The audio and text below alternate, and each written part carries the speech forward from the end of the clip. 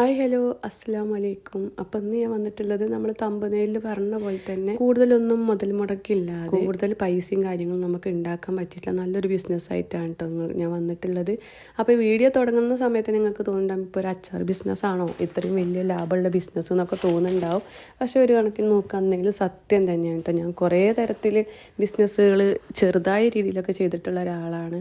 പലതിനും വേണ്ടിയിട്ട് ചെയ്യണമെന്ന് ആഗ്രഹിച്ചിട്ട് ഇറങ്ങാൻ നോക്കിയിട്ടുള്ള ആളാണ്. പക്ഷെ എനിക്കതൊന്നും ഓരോ കാര്യങ്ങൾ ചിന്തിക്കുന്ന സമയത്തും അതിന് അത്രയും ചിലവ് വരുന്നുണ്ട്. അതേപോലെ ഡെയിലി നമുക്കോ അല്ലെങ്കിൽ ഇനി അല്ലാത്ത സമയത്തിലോ നമുക്കൊരു ഏണിങ്സ് കിട്ടുമെന്നൊരു ഉറപ്പില്ലാത്തതുകൊണ്ട് തന്നെ ഞാൻ അതിനൊന്നും മുതിർന്നിട്ടില്ല.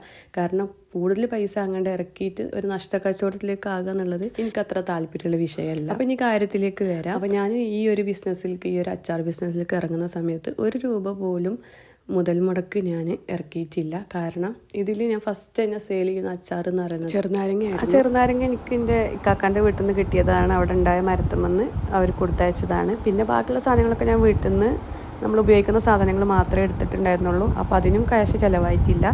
എൻ്റെ വീട്ടിലൊരു ഫംഗ്ഷന് വേണ്ടിയിട്ട് ഞാൻ ഉണ്ടാക്കിയിട്ടുള്ള അച്ചാർ കൂട്ടിയിട്ട് കുടുംബത്തിലുള്ള 1-2 പേരാണ് എനിക്ക് ഓർഡർ തന്നത്.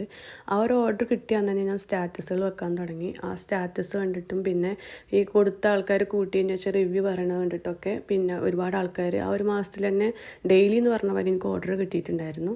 പിന്നെ പിറ്റത്തെ മാസമൊക്കെ ആയ സമയത്ത് ഞാൻ ഒരു ഹോസ്പിറ്റൽ കേസിൽ പെട്ടിട്ട് പിന്നെ എനിക്കിതുപോലെ സ്റ്റാറ്റസ് വെക്കാനോ വീഡിയോ എടുക്കാനോ ഒന്നും പറ്റിയിട്ടുണ്ടായിരുന്നില്ല.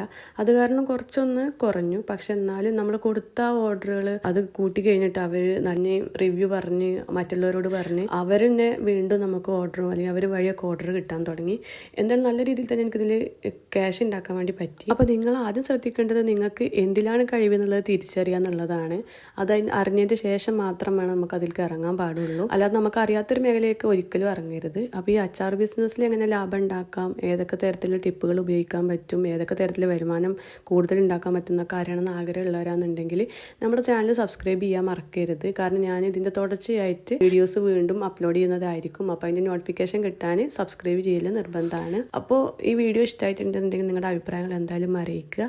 നിങ്ങളും 10 രൂപ ഉണ്ടാക്കാൻ ആഗ്രഹിക്കുന്ന ആളാണെന്നുണ്ടെങ്കിൽ തീർച്ചയായിട്ടും നമ്മളെ ഫോളോ ചെയ്യുക. അപ്പോൾ നല്ലൊരു വീഡിയോ ആയിട്ട് വീണ്ടും കാണാം. താങ്ക്